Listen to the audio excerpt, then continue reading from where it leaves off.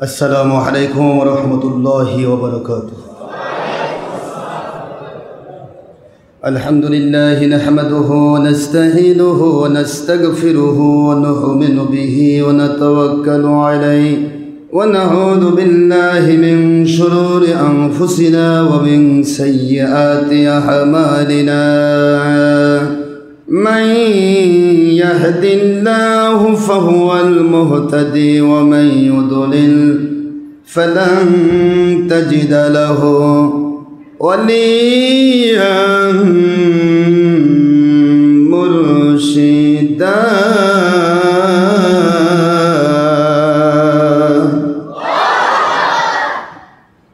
व नशहदु अन ला इलाहा इल्लल्लाहु वहदहु ला शरीका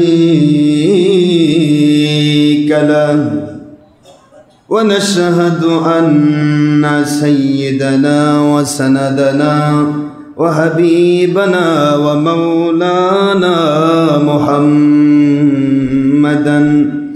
अब्दन व नूरन व बशरन शकूरा।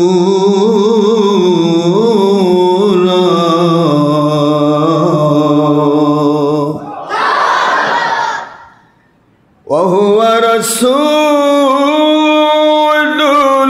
अंबिया'i वल मुरसलीन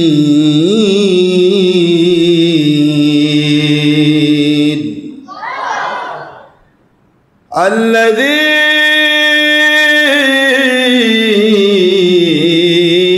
अरसलहु बिल हक़्क़ शाहिदन व मुबश्शिरन व नज़ीरा।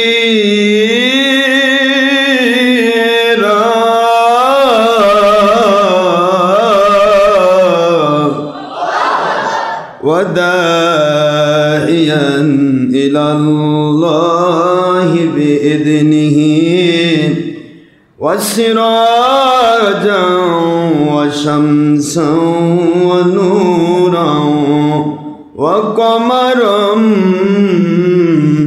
मुनीरा।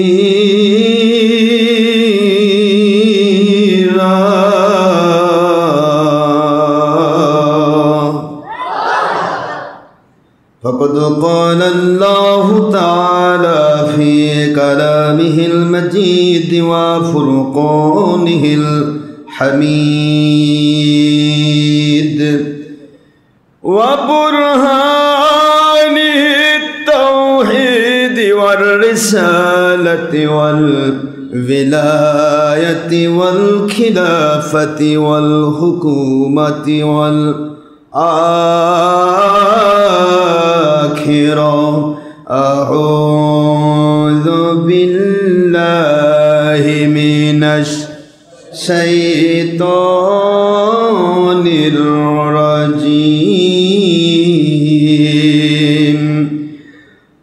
अल्लाहु अकबर वलिल्लाहिल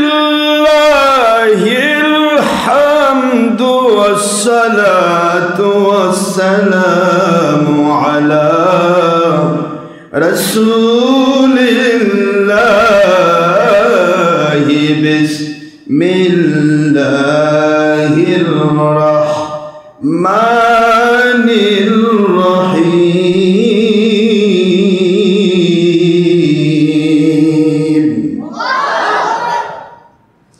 इन्नल्लाहा व मलाइकतहु युसल्लूना अलन नबी या अय्युहल्लज़ीना आमनू सल्लू अलैहि व सल्लिमू तस्लीमा। अल्लाहुम्मा صلي على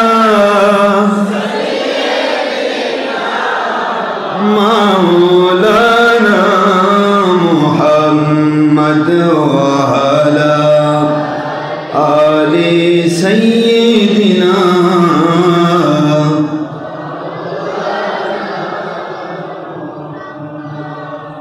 কোথায় আবু বকর, কোথায় ওমর, কোথায় উসমান গনি, জিন্নুরাইন নবীজির জামাতা আলী, আপনাদের বিহনে মদিনার ইসলাম, আপনাদের বিহনে আসল ইসলাম। রোজা পাকের দিকে যায় যে শুনি, আল্লাহুম্মা সাল্লি আলা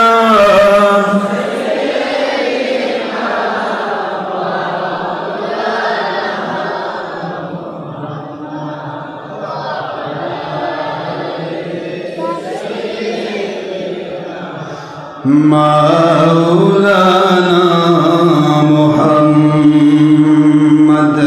কোথায় রইলেন প্রাণের নবীজি,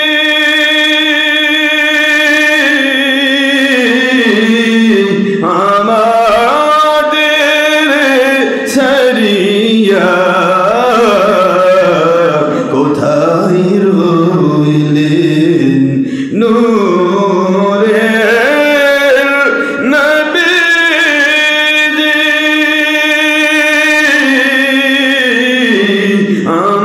আমাদের ছাড়িয়া আপনি ব্যতীত কি লাভ হইবে এ জুলুমের দুনিয়ায় বাঁচিয়া, আল্লাহুম্মা সাল্লি আলা জোরে মাওলানা মুহাম্মদ ওয়ালা আলি সাইয়্যিদিনা মাওলানা মুহাম্মদ। সিয়াসিত্তার সহি মুসলিম ও নাসাইর হাদিসে নবীজি বলেন, একবার দরুদ পড়লে 10 থেকে 70 বার রহমত নাজিল হয়, 10টি গুনাহ মাফ হয়ে যায়। আল্লাহ নবীজি খুশি হন, আল্লাহুম্মা সাল্লি আলা মাওলানা মুহাম্মদ ওয়ালা আলি সাইয়্যিদিনা।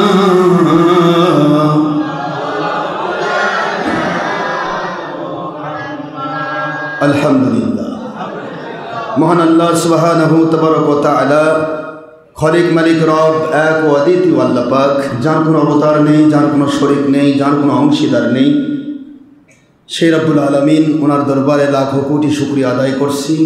যত শুকরিয়া পাওয়ার অধিকার আমার আল্লাহ রাখেন কামায়াম্বাগি, সেই আল্লাহর শুকরিয়া, যিনি খলিক, যিনি মালিক, যিনি রব এক ও অদ্বিতীয় আল্লাহ পাক, যিনি অতীব দয়া পরবশ হয়ে এই গরমের ভিতরে, মে জুন মাসের গরম, এই গরমটা অনেক কঠিন গরম, গরমের ভিতরে হলেও টাকা পয়সা ব্যয় করে, সময় ব্যয় করে, শ্রম ব্যয় করে, গাড়ি ভাড়া দিয়ে, রিক্সা ভাড়া দিয়ে বগুড়ার নিকট থেকে আসলেও আপনারা অনেকগুলি মসজিদ অতিক্রম করে এসেছেন।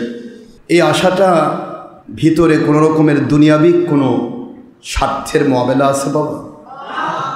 যাওয়ার সময় এক প্যাকেট বিরিয়ানি দেওয়া হবে, 10 টাকা হাদিয়া দেওয়া হবে আপনাদেরকে?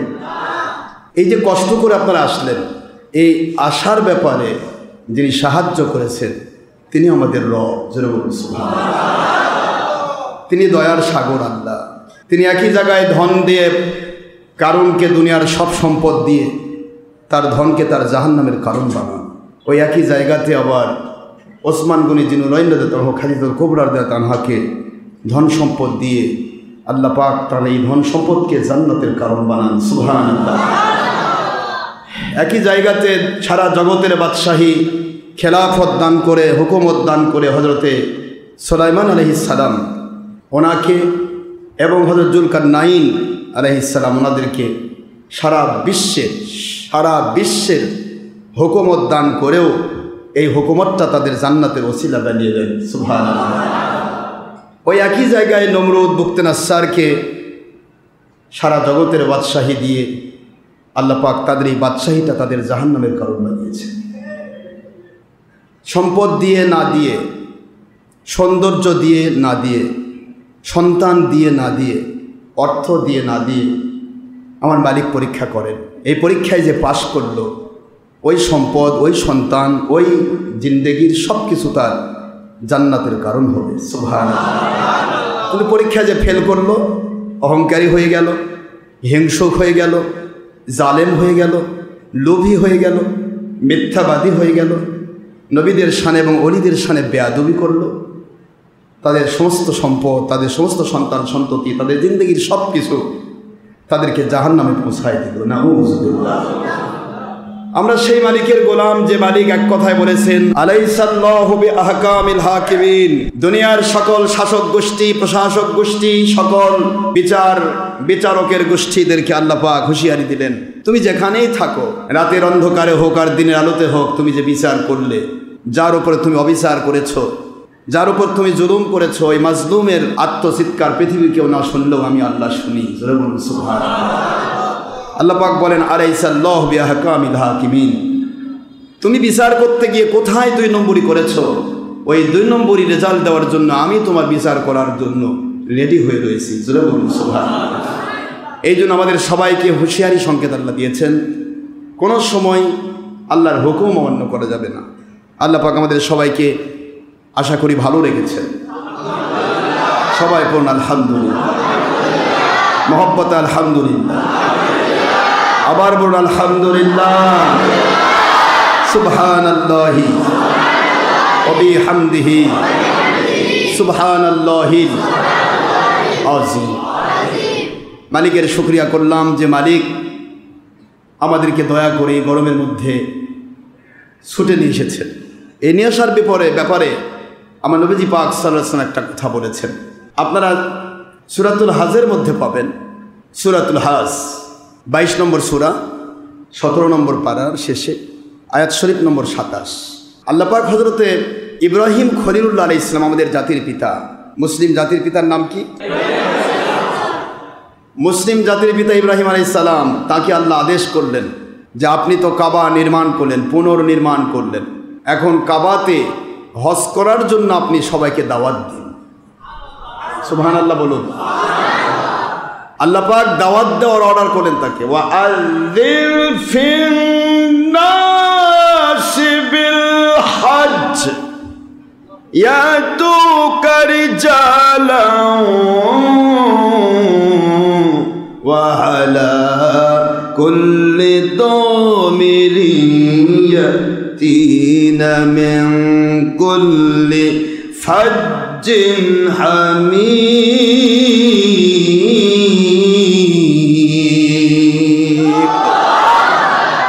আল্লাহ পাক বলে, হে আমার ইব্রাহিম আলাইহিস সালাম, আপনি হজের দাওয়াত দিন, কাবা ঘর তাওয়াফ করার দাওয়াত দিন, কাবা সম্বলিত যত রকম কাজ আছে সে কাজগুলির জন্য দাওয়াত দিন। কাদেরকে? ওয়াজ্জিন ফিন নাস, মানব জাতিকে আপনি দাওয়াত দিন। সুবহানাল্লাহ। সে আজ থেকে অনেক বছর আগের কথা, প্রায় 8000 বছর পার হয়ে গেছে। আল্লাহ পাকের এই অর্ডারটা 8,000 বছর পার হয়ে গেছে। সুবহানাল্লাহ। সেই সময়ের অর্ডার আল্লাহ বলে দিলেন যে আমি হজের ব্যাপারে আপনাকে দাওয়াত দেওয়ার আদেশ করছি, আপনি দাওয়াত দিন। কি হবে? আপনার এই দাওয়াতটা আমি আল্লাহ পাক without media, without internet, without Facebook, YouTube, সমস্ত মিডিয়া ছাড়াই আমি ততদূর পর্যন্ত আপনার এই হজের দাওয়াত পৌঁছাবো, কিয়ামত পর্যন্ত রুহের জগতে যারা আছে, যারা হজ করবে, আমি তাদের কানে কানে আপনার এই দাওয়াতটা পৌঁছায় দেব।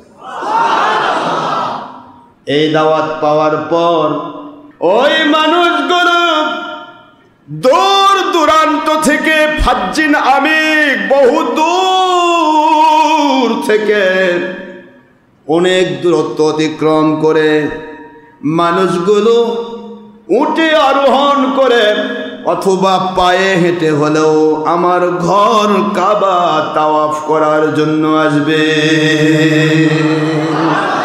তো জোরে বলতে হবে সুবহানাল্লাহ। আমি সৌদিতে এক বেদাতি মুন্সিকে বললাম, বেদাতি মুন্সি বোঝেন না আপনারা? ওহাবি খারেজি, যারা আপনাকে আমাকে বেদাতি কয়, এ ওহাবি খারেজিক বললাম যে আপনারা তো সবই বেদাত বলেন, আপনাদের পায়ে হাত দিয়ে বলি, কোরআনের বাণীতে হজ করা ফরজ না নফল? বলুন। তো একটা ফরজ ইবাদতে আল্লাহ পাক আইন করলেন, হয় উঠে চড়ে, মন দিবেন, হয় উঠে চড়ে নয়তোবা পায়ে হেঁটে তারা আমার ঘর তাওয়াফ করতে আসবে। তা আপনারা যে প্লেনে চড়ে আসলেন, ফরজ হজ বাতিল হলো না? কথা বলছেন না কেন? এটা আল্লাহ পাকের হুকুম, কোরআনের বাণী। কোরআনের বাণীতে আছে উঠে আরোহণ করে অথবা পায়ে হেঁটে আসবে। দ্বিতীয় বিকল্প কোনো কথা আল্লাহ বলেননি। আল্লাহ বলেননি যে পরবর্তীতে এরোপ্লেনে আসবে অথবা পানির জাহাজে আসবে, ঘোড়ায় চড়ে আসবে, গাধায় চড়ে আসবে, বলেননি। আল্লাহ উট ব্যবহার করেছে। দূর দূরান্ত থেকে তারা আসবে উঠে আরোহণ করে অথবা পায়ে হেঁটে। তো আপনারা এত বড় একটা বেদাত কাম ফরজের মধ্যে করতেছেন, ফরজ হজে তো বাতিল হয়ে যাচ্ছে আপনাদের ভাষায়। কথা বলে দেখে তো মুন্সি আমতা আমতা করে, বলার তো কিছু নাই। আমরা যেখানে হাত দেই ওখানে হাত ঢোকাবার আর কোনো জায়গা থাকে না। আপনারা বলেন যে ইবাদতের ভিতরে যদি হয় তাহলে বেদাত হবে। তো এটা কি ইবাদত না ইবাদতের বাইরে? হজ খালি ইবাদত না তো, ফরজ ইবাদত। যার টাকা পয়সা আসে জীবনে একবার হলো তাকে হজ করতে হবে, এটা ফরজ আইন। নামাজ আদায় করতে হবে, ফরজ আইন। রোজা রাখতে হবে, ফরজ আইন। হজ করতে হবে, ফরজ আইন। যাকাত ফরজ হলে, ওসর ফরজ হলে দিতে হবে, ফরজ আইন। এরপরে আপনি স্বাভাবিকভাবে ঈমান তো থাকতেই হবে, তাছাড়া তো পরবর্তী আর ফরজ কোনোটা আদায় হবে না। তো আপনি এই ফরজ ইবাদতের ভিতরে এত বড় একটা বেদাত করে ফেললেন। আপনারা উঠে আরোহণ করে আসা উচিত ছিল। বলবেন যে আমার দেশে উঠ নাই, আপনার পা আছে তো। যদি বলেন আমার পা নেই তাহলে ভিন্ন কথা, তারপর পা তো আছে, হেঁটে আসলেন না কেন? মুন্সি লাজবাব হয়ে গেল। এই বেদাতি মুন্সিরা সব জায়গায় বেদাত এবং হারাম নিয়ে ব্যস্ত, কিন্তু আপনাকে নবীর পক্ষে কথা বলতে দিবে না। ওটাকে বেদাত নামে কুফরি করবে, বেঈমানি করবে।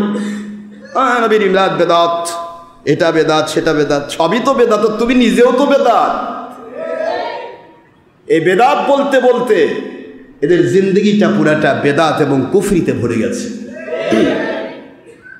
আর হিংসা, আপনারা খেয়াল করে দেখবেন, এত হিংসা মৌলবীদের ভিতরে যে তার 1000টা মাহফিল হবে, কিন্তু তার গোমর যে ফাঁস করে দিবে, তার ভণ্ডামি যে ফাঁস করে দিবে, তার একটা মাহফিল হতে গেলে ওদের কলজা জ্বলবে।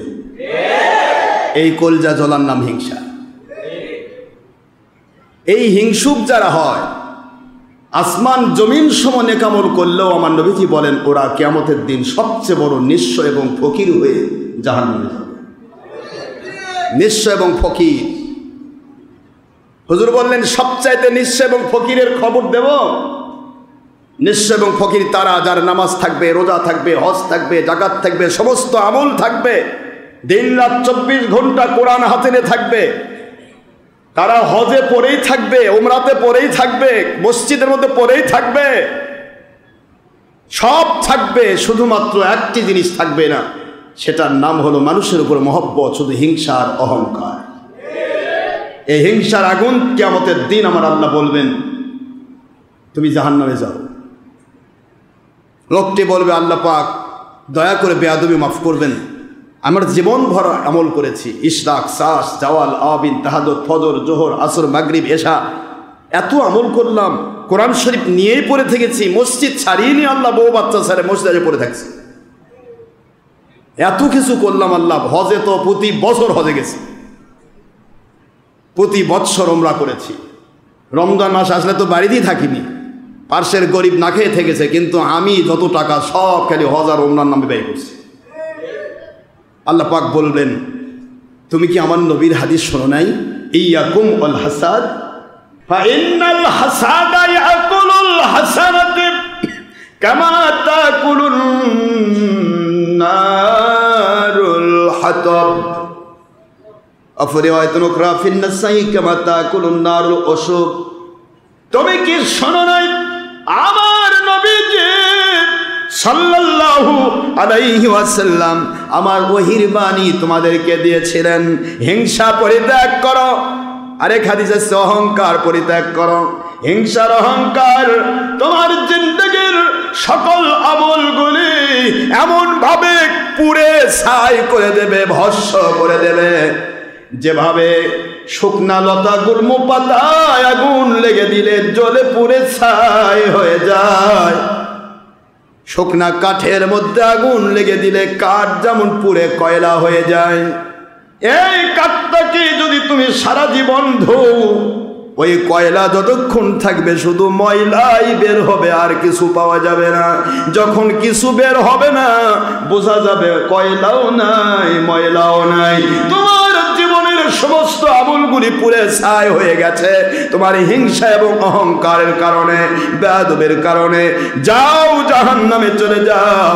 হুজুর বলেন এরা হবে কিয়ামতের সবচাইতে বড় ফকিরের জাত। এরা হলো সেই বড় ফকির। আজকে আপনি দেখেন মাথায় টুপি দিয়ে মুন্সিদের কত হিংসা,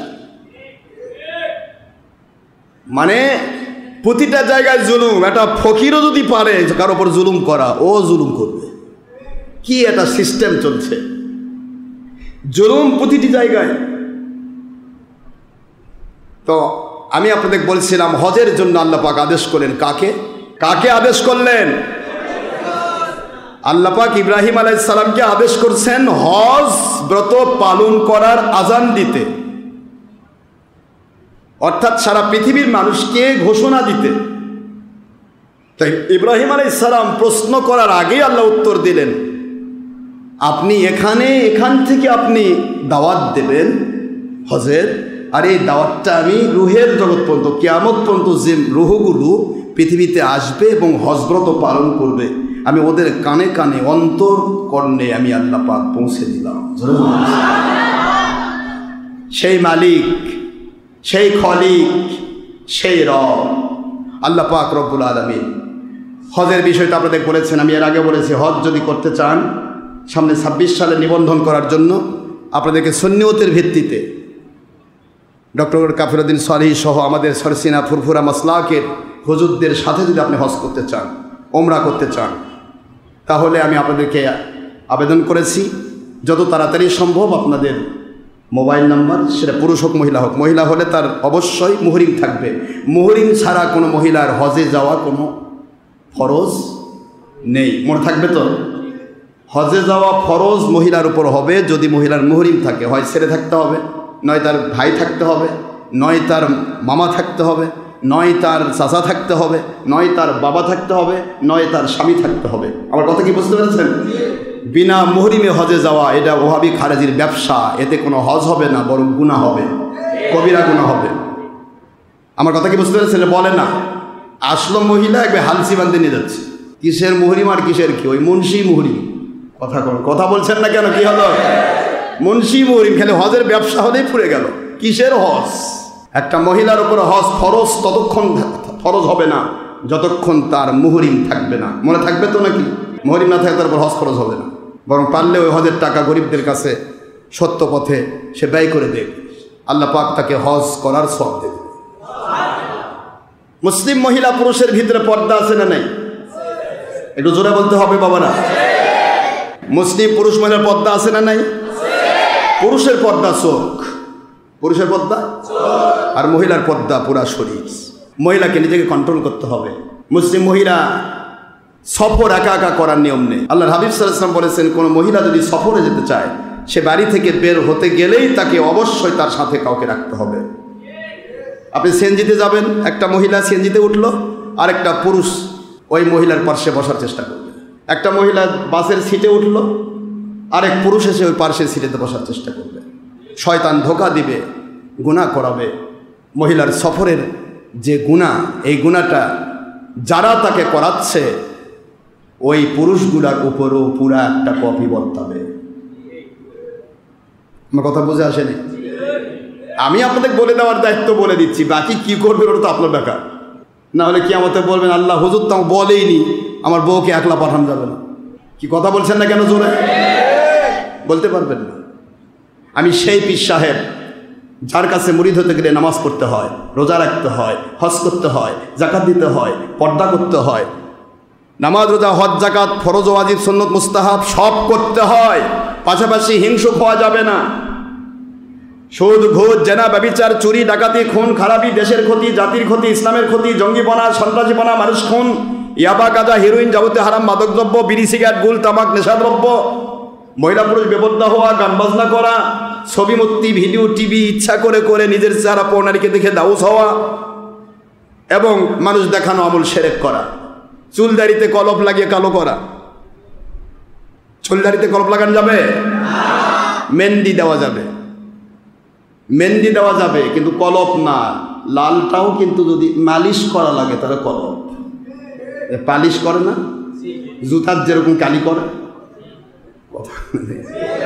আমার কথা বুঝতে পারছেন না?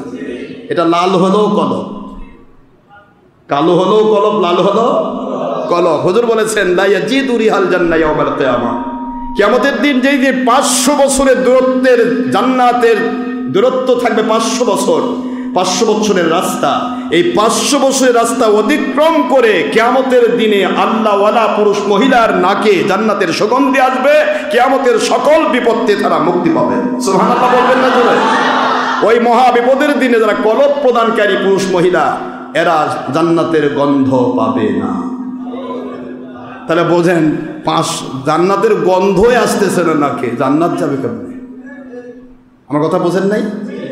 খেয়াল রাখতে হবে। হিংসুক হতে পারবে না, অহংকারী হবে না, লোভী হবে না, মিথ্যাবাদী হবে না, ছলচাতুরি করবে না, নবীর শানে, সাহাবীদের শানে, ওলিয়া উলিয়ার শানে, মুরব্বীদের শানে বেয়াদবি করতে পারবে না। এগুলির ঊর্ধ্বে থাকতে হবে। যদি পারেন আমার সাথে এইভাবে থাকতে, ইনশাআল্লাহ আপনি বিশ্বাস রাখবেন আপনি নবীজির জান্নাতের সাথী। কার জান্নাতের সাথী? আল্লাহর বন্ধু বলেন, মান আহাব্বা সুন্নতি ফাকাদ আহাব্বানি ওয়া মান আহাব্বানি কানা মাই ফিল জান্নাহ। দুনিয়ার মুসলমানেরা, আমি আল্লাহর বন্ধু, আল্লাহ পাকের পক্ষ থেকে ওহীর বাণী দিলাম, শুনে নাও। এই দুনিয়াতে যেই পুরুষ, যেই মহিলা আমার সুন্নতকে ভালোবাসা দিল, তারা আমি নবীকে ভালোবাসা দেওয়া হয়ে গেল। একেবারে মাঝে ইস্তেমরারি, ফাকাদ আহাব্বানি, সে আমাকে ভালোবাসা দিয়ে দিল। আর আমাকে যে ভালোবাসা দিল, ওই মানুষটি পুরুষ হোক মহিলা হোক, ওর জাহান্নামে যাওয়ার কোনো রাস্তা নাই। ও জাহান্নামে যাবে না, জাহান্নামে যাবে না। কানা মাই ফিল জান্নাহ, আমি যেই জান্নাতুল ফেরদাউসে থাকব, আমার জান্নাতুল ফেরদাউসের ওই পুরুষ মহিলারা সাথী হয়ে যাবে। আল্লাহ বলেন, বন্ধু, দুনিয়ার নিষ্পাপ মাসুম নবী রাসূল আলাইহিস সালাম, ওনাদের জন্য আমি আল্লাহ পাক জান্নাতুল ফেরদৌস বানালাম।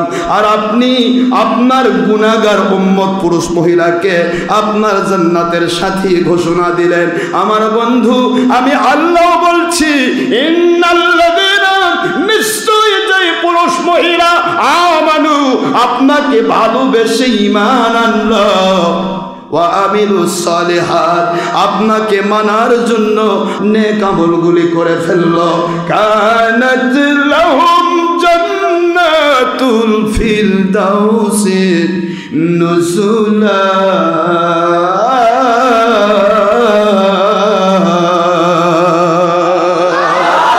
সূরাতুল কাহফ আয়াতে কারিমা 107, 16 নম্বর পারার ফার্স্ট পেজের লাস্ট 18 নম্বর সূরা। আল্লাহ পাক বলে দিলেন 107 নম্বর আয়াতে, আমি আল্লাহ ঘোষণা দিলাম আপনাকে ভালোবাসার নাম ঈমান, আপনাকে মানার নাম নেক আমল। এই দুইটি যেই মহিলা পুরুষের মধ্যে ঢুকে গেল, আমি ওয়াদা করলাম ওরা আপনার সাথে জান্নাতুল ফেরদৌসের আমি আল্লাহ সাথী বানায়া দিলাম।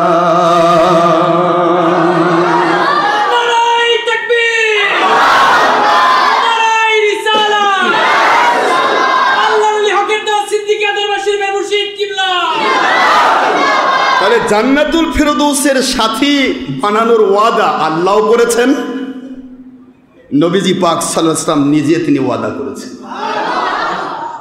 ওই দিন যখন জান্নাতুল ফেরদৌসে আপনি যাবেন, আপনি আল্লাহকে মানার মতো মেনেছেন, আপনার ভুল ত্রুটি হয়েছে, আল্লাহর বন্ধু বলেন আমি প্রতিদিন 100 বার তওবা করি, আমার গুনাহ নাই রে, গুনার জন্য আমি তওবা করি না। আমার উম্মতের যদি 100টা ভুল প্রতিদিন হয়ে যায়, সে যেন তওবা থেকে দূরে সরে না থাকে, প্রতিদিন যেন 100 বার যদি গুনাহ হয় 100 বারই যেন তওবা করে। এই জন্য সহিহ বুখারীর ইবারত, ইন্নী আতুবু ইলাল্লাহি ফি কুল্লি ইয়াউমিন মিয়াতি মাররা, আমি আখির নবী, দো জাহানের বাদশাহ, সকল নবী রাসূলের নবী রাসূল হওয়ার পরেও প্রতিদিন 100 বার তওবা করি। উদ্দেশ্য হলো আমার উম্মত পুরুষ হোক মহিলা হোক, দিনে এত টাইম পাবে না 100টা গুনার বেশি করতে পারবে। ও যেন দিনে 100 বারও যদি গুনাহ হয়ে যায়, ও যেন তওবা করে নেয়। এই তওবার কথা বোঝানোর জন্য হুজুর সাল্লাল্লাহু আলাইহি ওয়াসাল্লাম নিজে নিষ্পাপ মাসুম শ্রেষ্ঠ নবী হওয়ার পরেও প্রতিদিন 100 বার তওবা করতেন। এটার উদ্দেশ্য হলো কিয়ামতের মুসিবতের দিনে আল্লাহ যখন বলবে, ও আমার বন্ধু, আপনার উম্মত তো গুনাহ করেছে, এই গুনাহ, আমার নবী বলবেন আল্লাহ পাক আপনি নিজেই তো বলেছিলেন, ওয়ালাউ আন্নাহুম ইযলামু আনফুসাহুম জাউকা ফাস্তাগফিরুল্লাহ ওয়াস্তাগফারা লাহুমুর রাসূল। আল্লাহ আপনি তো বলেছেন সূরাতুন নিসা 4 নম্বর সূরা 5 নম্বর পারা মদিনা অবতীর্ণ আইন আয়াত শরীফ নম্বর 64, আপনি নিজেই তো আইন করেছেন, আমার কাছে যদি কোনো উম্মত আমার কাছে যদি আসে, হুজুর বললেন আমি যদি পৃথিবীতে থাকতে আমার কাছে আসলাম, আর আমি আপনার দিদারে যখন যাব, আপনি নিজে বলেছেন ও উলিল আমর মিনকুম, হক্কানি উলিল আমর, নবীর সাথে যাদের কানেকশন, নবীজির হালাল হারামের তমিজ এর সাথে যারা কানেকশন, ওই হক্কানি উলিল আমরের কাছে যদি যায় তওবা করে, আপনি তো ওয়াদা করেছেন ফাস্তাগফিরুল্লাহ, ওরা ইস্তিগফার করবে আল্লাহর কাছে। নবী থাকলে নবীর হাতে হাত দিয়ে, নবী না থাকলে উলিল আমর হক্কানি ওলিদের হাতে হাত দিয়ে ওরা তওবা করবে, ইস্তিগফার করবে।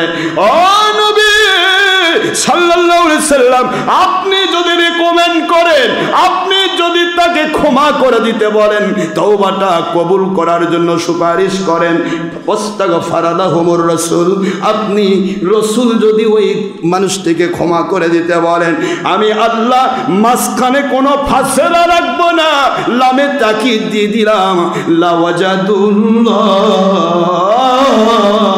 তারা আমি আল্লাহকে অবশ্যই পেয়ে যাবে তাওয়াবার রহিমা। আপনি নিজেই তো আইন করে দিয়েছেন, আমি যদি ক্ষমা করে দিতে বলি ওরা যদি তওবা করে, আর আমি যদি ক্ষমা করে দিতে বলি আপনি অবশ্যই তাদেরকে ক্ষমা করে দিবেন।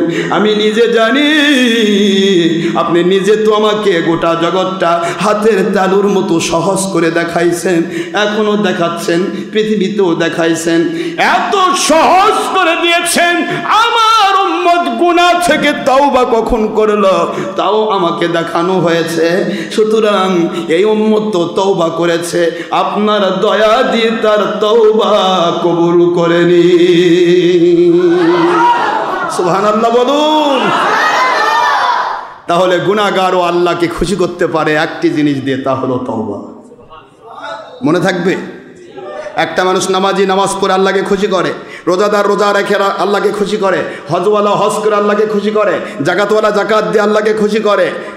আপনি গরিব মানুষ, আপনার জাকাত দেওয়ার টাকা নেই, আপনার হজ করার টাকা নেই, আপনি অসুস্থ, আপনি রোজা রাখারও সামর্থ্য নেই, আপনি নামাজটা কোনো মতে পড়েছেন, এতগুলা ফরজ বাদ পড়ে গেল, কিন্তু আমার আল্লাহ বলেন পরিষ্কার ভাষায়, আপনার জন্য কি হবে দেখুন, আপনার জন্য কি হবে, আপনার গুনাহ হয়েছে, কি হবে, তওবা করেছেন।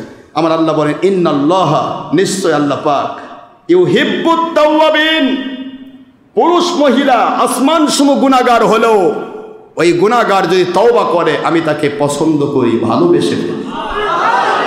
ওয়া ইউহিব্বুল মুতাতাহহিরিন, এবং ওই গুনাহগারকে গুনাহ মুক্ত করে দিব এই কারণে, কারণ আমার নবীর কাছে আমার ওয়াদা রয়েছে, তাকে গুনাহ মাফ করে দিয়ে তাকে পবিত্র করে দিতে আমি পছন্দ করি। কারণ আমার নবীজি ঘোষণা দিয়েছেন তার জান্নাতের সাথী বানানোর। জান্নাতুল ফেরদৌসে গেলে গুনাহ নিয়ে যাওয়া যায় না, গুনাহ মুক্ত নিষ্পাপ মাসুম নবীর সাথে সে জান্নাতে থাকবে। এই জন্য আমি আল্লাহ পাক তাকে ভালোবেসে তার গুনাহ মাফ করে দিয়ে তাকে পবিত্র বানিয়ে দেই। জোরে বলতে হবে সুবহানাল্লাহ। তো মৃত্যুর পূর্বে হলেও আমাদেরকে আমার আল্লাহ পাক দয়া করে মাফ করবেন যদি আপনি তওবা করেন। গুনাহর ঊর্ধ্বে কেউ নয় বাবারা। লা তাকনাতু মির রাহমাতিল্লাহ, ইন্নাল্লাহা ইয়াগফিরুয যুনুবা জামিআ ইন্নাহু হুয়াল গফুরুর রহিম। খবরদার, ইবাদত করে অহংকারী হবেন না, গুনাহ করে আল্লাহর কাছে মাপ পাবো না বলে নিরাশ হবেন না। আসমান জমিন সম নেক আমল করে কেউ অহংকারী হয়, হিংসুক হয়, তার আমল বরবাদ হবে। আর কোন গুনাহগার যদি গুনাহ মুক্তির জন্য নবীর সুন্নাত আদায় করার জন্য সে যদি তওবা করে ফিরে আসে, ওই ব্যক্তির গুনার জায়গা নেকি দিয়ে পরিবর্তন করে আল্লাহর নবীর সাথে তাকে জান্নাতের সাথী বানিয়ে দেওয়ার ব্যবস্থা করা হবে। এই জন্য ইবাদত করে অহংকারী হবেন না। গুনাহ হয়েছে শয়তানের ধোকায়, গুনাহ থেকে মুক্তির জন্য বারবার ওলিয়া উলিয়ার দরবারে চলে যান। কারণ আল্লাহর একটা আইন আছে, যেখানে সেখানে গুনাহ মাফ হয় না। ক্ষীরার দোকানে হীরা পাওয়া যাবে না। আপনি ক্ষীরার দোকানে ক্ষীরা কেটে বিক্রি করতেছে, আপনি গিয়ে বলবেন ভাই আমাকে 1 কেজি হীরা দেন। ক্ষীরা আল্লাহ বলবে হীরা কি? কথা বলছেন দেখেন, আমার কথা বুঝতে পারেন না? হীরার দোকানে গিয়ে আপনি বলবেন ভাই আমাকে 1 কেজি ক্ষীরা দেন। হীরা আল্লাহ বলবে তুমি কি পাগল না মাথা খারাপ? এখানে কোনো ক্ষীরা পাওয়া যায় না, এখানে হীরা পাওয়া যায়। আমার কথা বোঝেন নাই?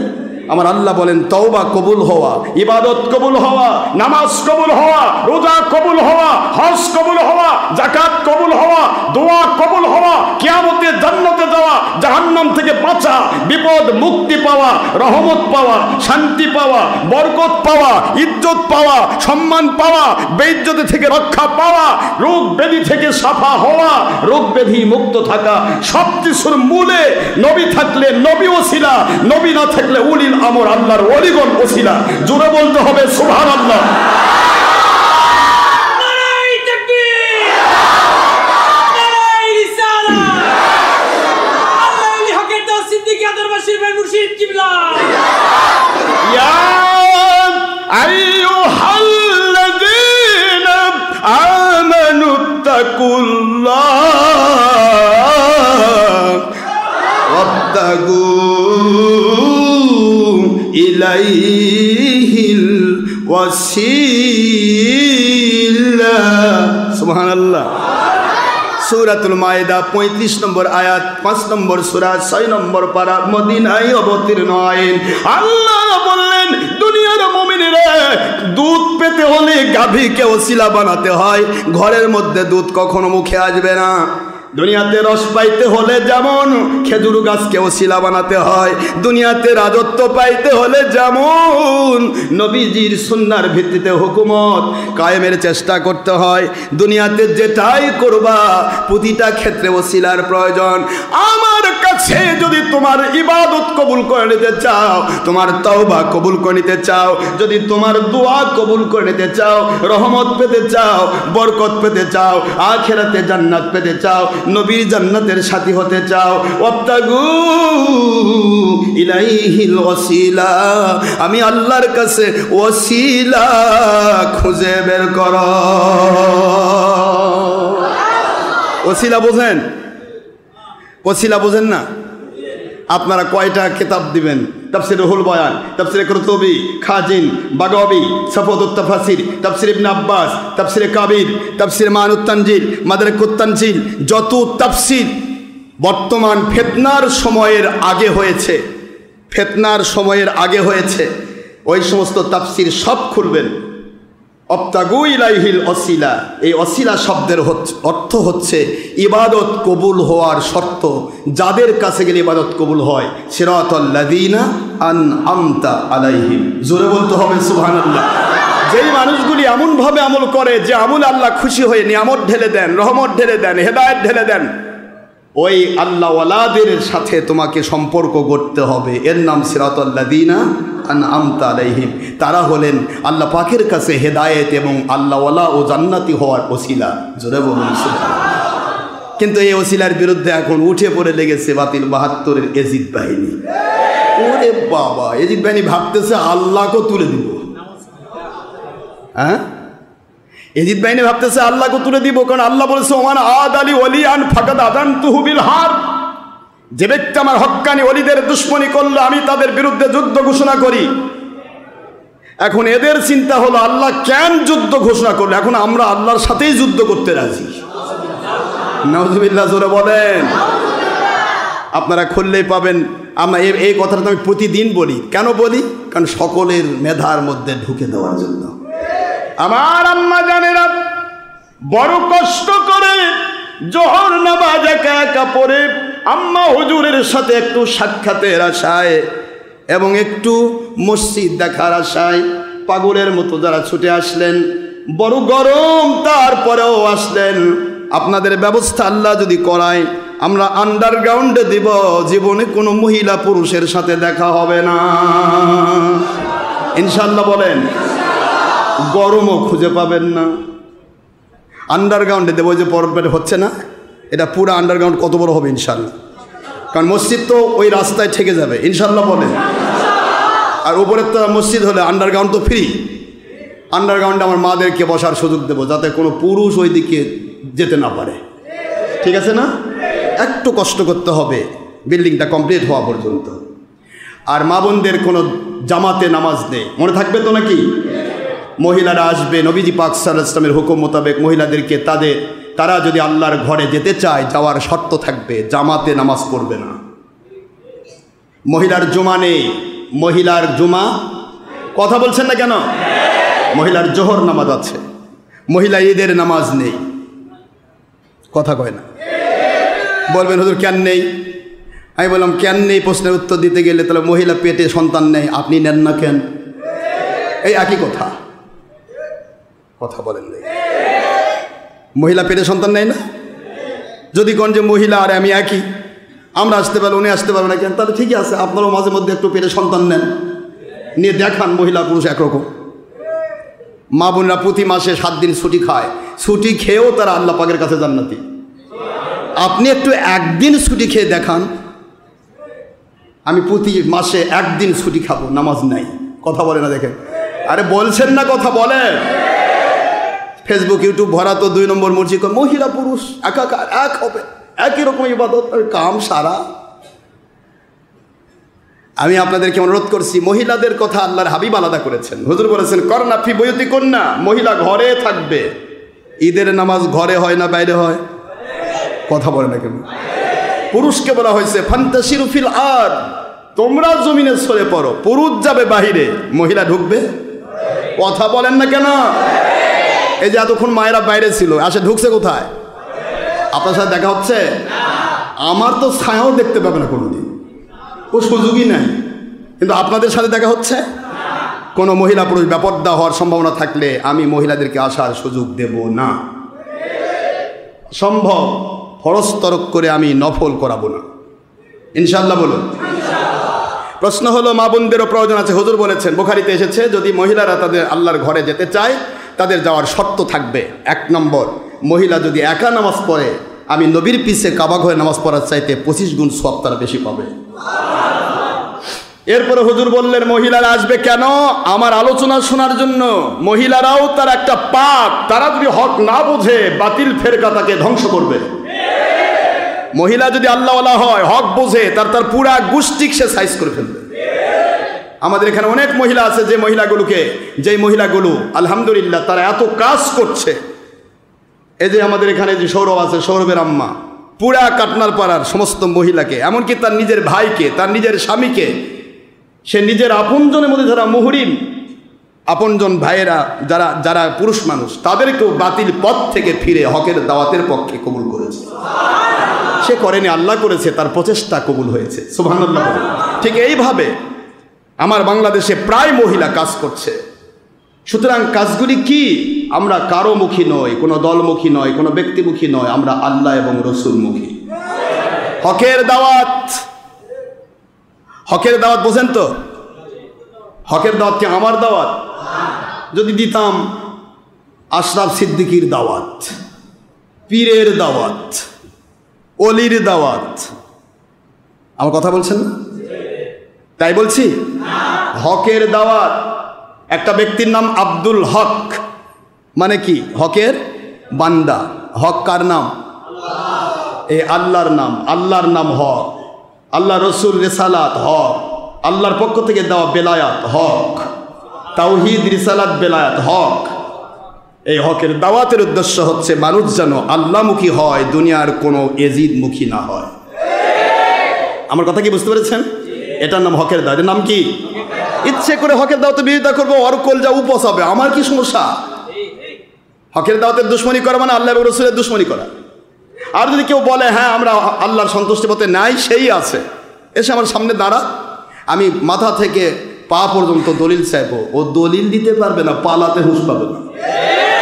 ওর মাথা থেকে পা পর্যন্ত দলিল নাই, ও অন্য দলিল দিবে কেমনে?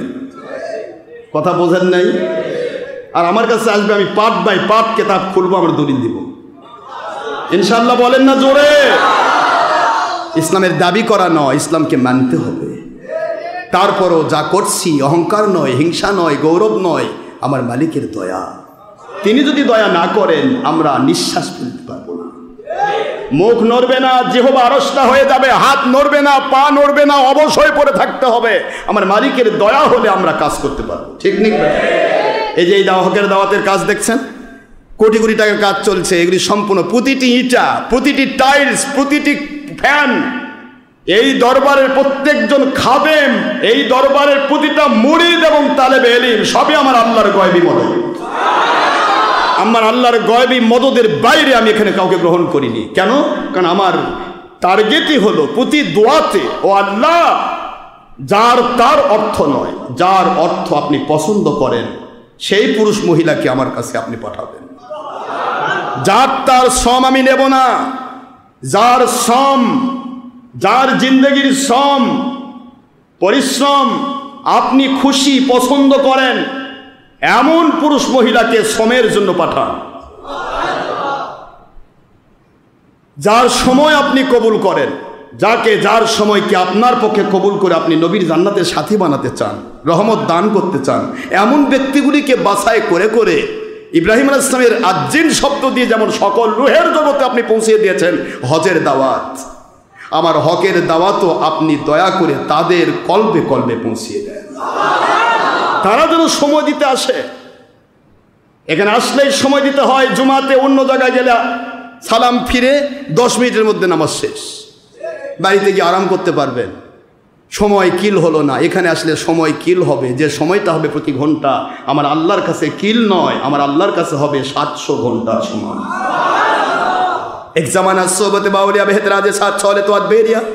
আল্লাহ পাক ওনার কোরআন সুন্নাহকে মন্থন করে ইমাম রুমি বলেন, একটা মুহূর্ত কাল কোনো অলির দরবারে আল্লাহকে পাওয়ার আশায় যে তুমি যাও, শুধু অলির চেহারার দিকে তাকিয়ে থাকবে, আল্লাহকে মানার উদ্দেশ্যে তুমি আসবে মহব্বত করার জন্য, তোমার প্রতিটা মুহূর্তের বিনিময় দেওয়া হবে 100 বছর কন্টিনিউ কবুলযোগ্য নামাজ রোজার সে উত্তম বদলা নফল।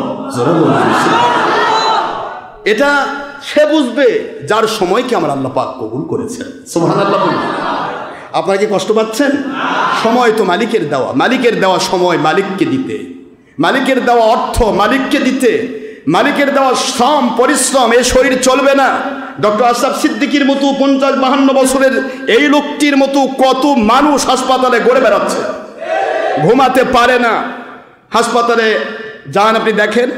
সেদিন হাসপাতালে গেলাম, এক জায়গাতে এক মুরগি কাঁদতেছে, বাঁচাও রে, জমি ব্যাস রে, আমাকে রক্ষা কর। পার্শ্বে আরেকজন ফোঁস করে ঘুমাচ্ছে। আমার আল্লাহ বোঝাচ্ছেন, বান্দা একটা বারো চিন্তা করলেন আমার হুকুম মানতে, এখন আমি একটু সামান্য একটু টাচ করছি, তাতেই ঘুম নাই? পাগল হয়ে গেছো? আমি মুখী হও, তোমার ঘুম ডাক্তার পারাবে না, আমি পারাবো। আমি মুখী হও, আমার রাসূল মুখী হও। একই জায়গাতে আমি ভিক্ষুককে আরামে ঘুমায় দেই আর বাদশাকে ছটফট করাই। একই জায়গাতে একজনকে সুস্থ, ফকির, মিসকিন, এতিম, অনাথ, ওকে সুস্থ রেখেছি। আরেকজন কোটি কোটি টাকার মালিক, ভালো করে একটু খাবারও খেতে পারে না, আপেল 4 ভাগের 1 ভাগ খাবে। ভাত খাইলে পেটে খালি ডিহাইড্রেশন হয়ে যায়, ওই ঘাঁটি খাওয়া লাগে। কথা বলেন নাকি? আমার মালিক বলে, আমার মুখী হ, অসত্য আমি, ওয়াইজা মারিত্তু ফাহুয়া ইয়াশফিন, অসত্য আমি আল্লাহ সুস্থতা দান করব, ডাক্তার তো শুধু ওসিলা। জোরে বলুন সুবহানাল্লাহ।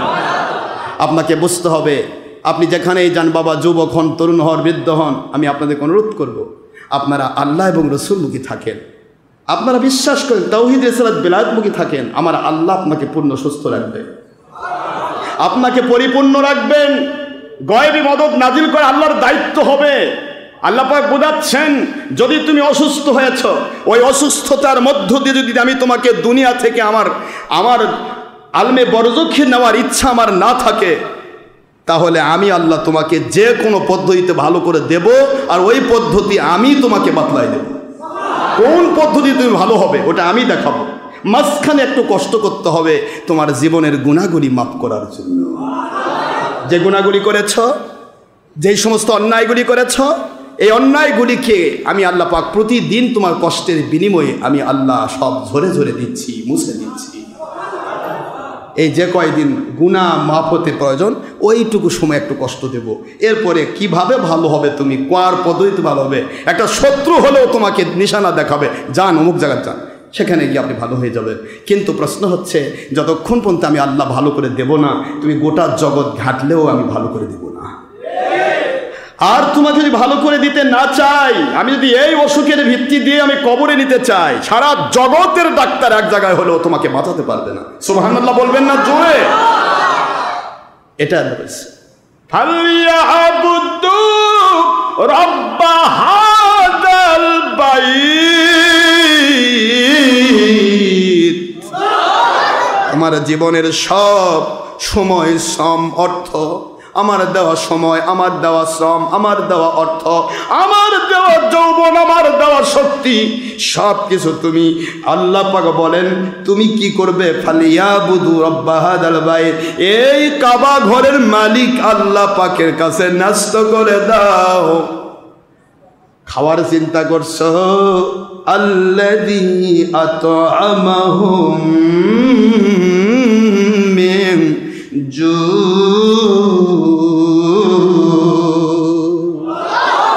আমি তো সে আল্লাহ। তুমি যখনই ক্ষুধিত হবে, কাউকে না কাউকে দিয়ে তোমার খাবার ব্যবস্থা আমি করব। খাবার কে দেন? আপনি দেন। মুরগি জবাই করেছেন, বাড়িতে নিয়ে আসলেন মুরগি নিয়ে এসে জবাই করে দিয়ে গোসল করতে গেছেন, জবাইও হলো, রান্নাও হলো, সব কমপ্লিট। গোসল করে এসে দেখেন জামাইবাবু বস্তায় খাচ্ছে। কথা কনে দেখেন, গোসল করে এসে দেখেন পাড়ার হুজুর, মসজিদের হুজুর আসে টিফিন কারি ভরে গোস্ত নিয়ে চলে গেছে। আপনি এসে বউকে বলতেছেন কি ব্যাপার, মুরগি নিয়ে আসলাম, রান খাবো, থান খাবো, আর কাল্লা খাবো, গেল কই? তো কই হুজুরে যে টিফিন গাড়ি ভরে খাবার দেওয়া লাগে, তুই কি আমি কি ডাল দিয়ে ভাত দিব? গোস্ত দিয়েই তো দিব। জামাই আসছে তাক কি দিয়ে দিব? গোস্ত দিয়েই তো দিব। আমার আল্লাহ বলে তুমি মুরগি কিনবা, খাওয়াবো আমি। সুবহানাল্লাহ বলেন না জোরে? তুমি কিনবে, খাওয়াবো আমি, আরেকজন কিনবে, খাওয়াবো তোমাকে। এ তো আমার কুদরতি খেলা। বিশ্বাস মজবুত করেন বাবারা, আমি পায়ে হাত দিয়ে বলছি, বিশ্বাস মজবুত করেন। আমার মুরিদ মুতাকিদ, আমি পায়ে হাত দিয়ে বারবার বলছি, নবীজি পাক সাল্লাল্লাহু আলাইহি ওয়াসাল্লাম একটি কথাও কখনো বানিয়ে বলেননি। হুজুর যা বলেছেন তা কার ওহী? আল্লাহর দেওয়া ওহী। আল্লাহর হাবিব বলেছেন এক কথায়, পৃথিবীর কোনো মুমিন কখনো কোনো ফকির কবরাজকে বিশ্বাস করবে না। এটা যেন মনে থাকে। আমার মুরিদেরা কিন্তু অনেকে আছে এরকম, আমার সাথে ঠিকই সম্পর্ক রাখে, আরেক জায়গায় যায় কুফরি কালাম নিয়ে ব্যস্ত থাকে, না জানে হুজুরের দ্বারা হবে না। তার মানে আপনি ওই যে একটা দৃষ্টান্ত হচ্ছে, এক রাখাল মরুভূমিতে বকরি চড়ায়। কষ্ট হচ্ছে আপনাদের? তো মরুভূমিতে রাখাল বকরি চড়ায়, ছাগল চড়ায়। ছাগল চড়াতে গিয়ে হঠাৎ করে একটা এরকম মোটা কলার মগজের মতো, কলার আপনার দেখেন নাই, কলার যে থোর আছে না, কি কয় থোর আছে না, এরকম থোর, যেটা যে আপনার কাঁদি, এক কাঁদি কলা যেটা হয়, পুরার যা ঝুলে যায় না কলা যেটা ধরে, এই কাঁদির মতো এরকম মোটা, এরকম বড় একটা চকচক করা একটা জিনিস সে পেয়ে গেল। ওটা নিয়ে সে ভাবতেছে যে যাক ভালোই হলো, আমার ছাগলের খুঁটা পোতা ভালো হবে। এখন সে ছাগলের খুঁটা পোততেছে, প্রতিদিন খালি বাড়ি দিয়ে দিয়ে ছাগলের খুঁটা পোতে। রাখাল তো চিনেন না এটা সোনা না এটা অন্য কিছু, ও তো খালি ছাগলের খুঁটা পোতা খাটা বানাইছে। খাটা চিনেন তো নাকি? ওই দিক দিয়ে একদিন জহরও যাচ্ছে, একদম জৌহর, এই জৌহর দূর থেকে দেখেই চিনে ফেলেছে কে এটা কি জিনিস। এটা কমের পক্ষে 1000 ভরি সোনা আছে, 1000 ভরি সোনা খাটা বানাইছে। পার্থক্য যদি এইটুকু, বিশ্বাস। জৌহর বিশ্বাস করে ওর মধ্যে সোনা, আর রাখাল বিশ্বাস করতেছে এটা মানে খুঁটা পোতা খাটা। আমার কথা বুঝতে পারেন নাই? আপনি যেই অলির পিছে আছেন, আল্লাহর কসম গোটা জগৎ উলটপালট হবে, আমার কোন মুরিদের উপরে কেউ কুফরি কালাম করে পার পাবে না ইনশাআল্লাহ। কোনদিন আমার মুরিদের উপরে কেউ জাদু করতে পারবে না, এই বিশ্বাস অন্তর থেকে ঝেড়ে ফেলেন, কোনদিনও না। আর বর্তমানে ওহাবি খালেদির গোষ্ঠীর একটা গ্রুপ আছে, এক গ্রুপ তো ভিক্ষা করে খায়, আর আরেক গ্রুপ আমরা ফকির কবরাজি করে খায়। ফকির কবরাজি লেগে দিছে জিন ও জাদুর তদবির হয়। জিন ও জাদুর তদবির হয় না, এখানে মাল কামায়ের তদবির হয়, শয়তানের কাজ এটা। জিন ও জাদুর তদবিরের অর্থ দেওয়ার অর্থ হচ্ছে মানুষকে ধোঁকা দেওয়া। জিন ও জাদুর কোনো তদবির লাগে না। আল্লাহর হাবিব সাল্লাল্লাহু আলাইহি ওয়াসাল্লামকে শিক্ষা দেওয়া হলো, নবী গো কোনো সময় কেউ যদি সন্দেহ করে আমার উপর জাদু হচ্ছে বা কুফরি কালাম হচ্ছে, আমি আপনাকে 2টি সূরা দিলাম, সূরাতুল ফালাক আর সূরা নাস।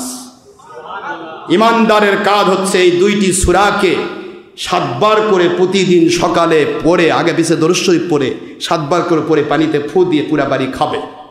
যদি কখনো সন্দেহ হয় যে আমার উপর জাদুর না বা কুফরি কালাম হচ্ছে, সারা জগৎ জুড়ে যদি কালো জাদু থাকে, এই 2টি সূরা সমস্ত কালো জাদুকে পুড়ে ছাই করে দেবে। সুবহানাল্লাহ বলেন জোরে। এত কিছু থাকার পরেও আমাদের কাছে আপনারা আসা যাওয়া করেন, তারপরও দেখি সুলসুল করে লুকে লুকে আবার যান চলে কোথায়? ফকিরের কাছে। আর এই ফকির কোবরা যারা ধোঁকাবাজ, একটা ফকির আমার সামনে নিয়ে আসেন, একটা কোবরাজকে আমার সামনে নিয়ে আসেন, ওই ধোঁকাবাজকে আমি ধোঁকাবাজ পরিপূর্ণভাবে প্রমাণ করে ছাড়বো। এরা কিছু দুষ্ট জিন পালে, আমাদের কাছে আসে আল্লাহওয়ালা জিন, আর ওদের কাছে কইকে যায় শয়তান জিন। শয়তান জিন ছাড়া তো কুফরি কালাম করবে না। শয়তান জিন পালে আপনি যখনই আসছেন, আপনি ওখানে বসার আগে আগে দেখবে জিন এখানে কে কে আসছে, এর বাড়ি কোন দুয়ারি ঘর দেখে হয়, এর বাড়ির পাশে আম গাছ আছে না জাম গাছ আছে দেখে হয়, এর বউ কি করে, ছেলে কি করে, মেয়ে কি করে, অমুক কি করে দেখে হয়। জিন সবাই সবকে তো দিল, ওই যাওয়ার সাথে হচ্ছে হাই হায় আপনার বাড়ির তো দক্ষিণ দুয়ারি ঘর।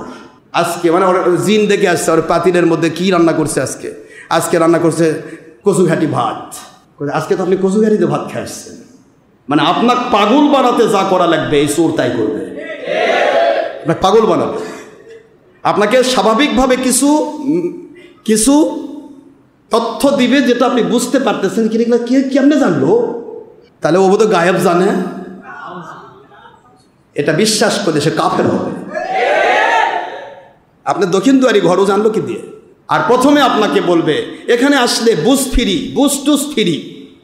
বুঝের কোনো টাকা দেওয়া লাগবে না। কি করা লাগবে? বুঝের টাকা দেওয়া, ও জানেই তো বুঝ করবে, আসলেই তো খবর হবে। আসার সাথে সাথে বলবো হাই হাই আপনি বেঁচে আছেন কেমনে, আপনার অর্ধেক মেরে ফেল দিছে, আর বাকি অর্ধেকটা আছে, ওটা এখন আমি যদি তদবির করি তাহলে ভালো হবে।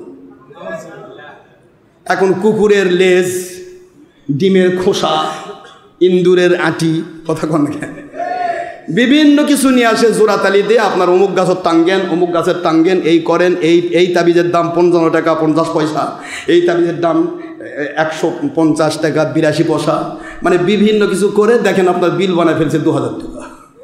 বুঝ ফ্রি, কথা বল কি ফ্রি? এখন বুঝ তো ফ্রি দিয়ে দিলে, এখন আপনার ভিতরে তো সন্দেহ ঢুকিয়ে দিছে, আপনি অর্ধেক মরে গেছেন, আপনি বেঁচে আছেন কেমনে, আপনাকে তো শেষ করে দিছে। এই জালেমের জাতেরা এই কাজগুলি করে। আমার কথা বোঝেন নাই? আপনাকে হতাশায় ফেলবে। আপনি একটা রোগী, আপনাকে যদি বুঝ দেওয়া হয় আমাদের মতো মানুষের কাছে আসলে, আপনি যদি আল্লাহর প্রতি বিশ্বাসী হন 100% আপনি সুস্থ হয়ে যাবেন। আর এই বেঈমানের কাছে গেলে বেঈমান অর্ধেকটা আপনাকে হতাশা ঢুকাই দিয়ে মেরে ফেলবে।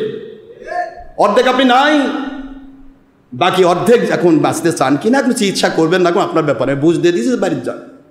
এখন বাড়িতে গিয়ে ওই সারাদিন ওটাই তপস্যা করতেছি, মরে গেছি অর্ধেক, কোথায় বোধহয় কী পুঁতে রাখছে, কোথায় বোধহয় কী করলো, এ পাগল এখন আপনাকে পাগল বানাইলো। এখন আপনি অবশ্যই পাগলের মতো দৌড়াবেন, আবার হুজুর আমাকে একটু চিকিৎসা দেন। এই চিকিৎসা দিল 21 দিন বা 45 দিন বা 41 দিন দিয়ে দিল, 41 দিনের ডোজ দিয়ে দিল, 2000 টাকা নিল। 100 দিনের মধ্যে 100 দিন পর ভালো হলো না, তখন কই যে আপনার তাবিজ মানে গরুর গোস্ত টোস্ত খাচ্ছিলেন বোধ হয়, কথা মনে হয় আফসুদ্দের বাড়িতে গেছিলেন, আপনার তাবিজ তো নষ্ট হয়ে গেছে, আবার তাবিজ দেওয়া লাগবে, পরে আবার 5000। এখন আপনি তো তার কাছে ইনভলভ হয়ে গিয়েছেন, আপনার বিশ্বাসী ওই দিকে ঘুরে গেল। আল্লাহর বন্ধু বলে সহিহ হাদিস, কোন বুঝ পড়া গণক ঠাকুর, কোন ফকির কবরাজকে যদি কেউ বিশ্বাস করে তার কাছে যায়, তার সঙ্গে সঙ্গে ঈমান বের হয়ে যাবে।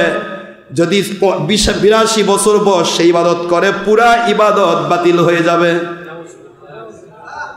আর যদি বিশ্বাস না করেও যায়, 40 দিনের ইবাদত সাথে সাথে বাতিল হয়ে যাবে। নাউজুবিল্লাহ বলবেন না? আমাদের ভিতরে এই কাজগুলি আমরা অনেকেই করছি। কে কে করছেন নিজে জিজ্ঞাসা করেন। আপনার মুর্শিদ কিবলার কাছে আছে আল্লাহ আল্লাহ রসুলের সন্তুষ্টি, এটা হলো 1000 ভরি সোনার জিনিস হোক, আপনি খাটা বানাইছেন, বকরির খুঁটা পোতা খাটা, ছি ছি ছি, ঠিক আপনার বিশ্বাসকে আমি ঠিক শতধিক দেই, এমন নরবরে বিশ্বাস নিয়ে কখনো আল্লাহর সন্তুষ্টি পথে টিকে থাকা সম্ভব নয়, অসম্ভব। আপনার মুর্শিদের প্রতি যদি বিশ্বাস না থাকে, আপনি কখনোই সত্যের উপর টিকে মরতে পারবেন না, শেষ। আপনার বিশ্বাস অটুট থাকতে হবে। আনা ইনদা জন্নি আব্দি বি, আমার আল্লাহ পাক হাদিসে কুদসিতে বলেছেন, তুমি যেরকম বিশ্বাস করবে আমি আল্লাহ পাক সেরকমই তোমাকে মর্যাদা দান করব। ওলিদের কাছে যাতায়াত যে করবে সে ব্যক্তি সোনার মোহর পেয়ে গেছে, না বানাই বলতেছি। আল্লাহ রাব্বুল আলামিন বলেন, আমার জিবরাইল, সহিহ বুখারীর হাদিস, ইন্নী উহিব্বু ফুলানান, পৃথিবীর অমুক অমুক ব্যক্তিদেরকে আমি আল্লাহ ভালোবেসে ফেলেছি। এ জিবরাইল আলাইহিস সালাম, আমি আল্লাহ পাক যেহেতু ভালোবেসেছি, ফাহিবহু, আপনিও তাকে ভালোবাসা শুরু করুন। সকল lakh crore million billion trillion trillion রহমতের ফেরেশতার ওস্তাদ জিবরাইল ইসলাম যাকে ভালোবাসলো, স্বয়ং আল্লাহ যাকে ভালোবাসলো, এবার আল্লাহ বলেন আযজির ফিস সামাওয়াতিল উলা, আসমানি জগতের লক্ষ কোটি কোটি কোটি অগণিত ফেরেশতার মধ্যে অর্ডার করে দেন, ইন্নাল্লাহা ইউহিব্বু ফুলানান, নিশ্চয় আল্লাহ পাক অমুক ব্যক্তিকে ভালোবেসে বেলায়েত দান করেছেন। এন্নী উহিব্বুহু, আমি জিবরাইল তোমাদের লিডার, আমিও ভালোবেসেছি আল্লাহর হুকুমের জন্য। এবার তোমাদের উপর আল্লাহর হুকুম দেওয়া হয়েছে ফাআহিব্বু, তোমরা সকলেই ওই ব্যক্তিকে ভালোবাসা শুরু করো।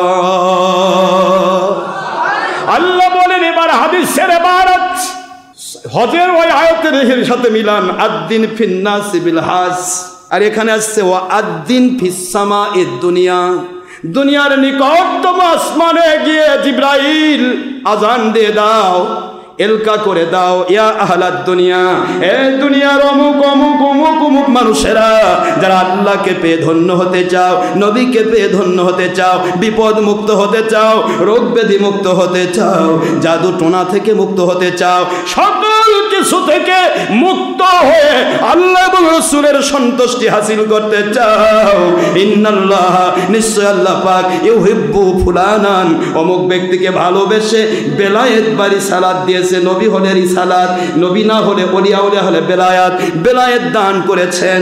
আমি জিবরাইলও ভালোবেসেছি, ওয়াল মালাইকাতু কুল্লুহুম, সকল রহমতের ফেরেশতারা ইউহিব্বুনাহু, ওই ব্যক্তিকে ভালোবাসে আল্লাহর হুকুম মানার জন্য।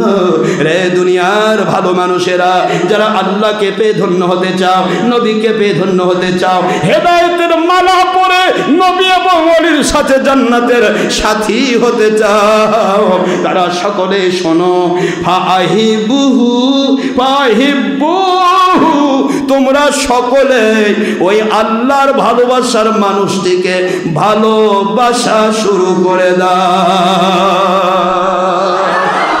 এই আদেশটা যখন জিবরাইল আলাইহিস সালামের পক্ষ থেকে আল্লাহর আদেশ যখন দুনিয়ার মধ্যে এসে যায়, এই দুনিয়ার মানুষগুলোর বাড়িতে গিয়ে থামান লাগবে না, বের হন, আমরা মসজিদ থেকে আসছি, বের হন।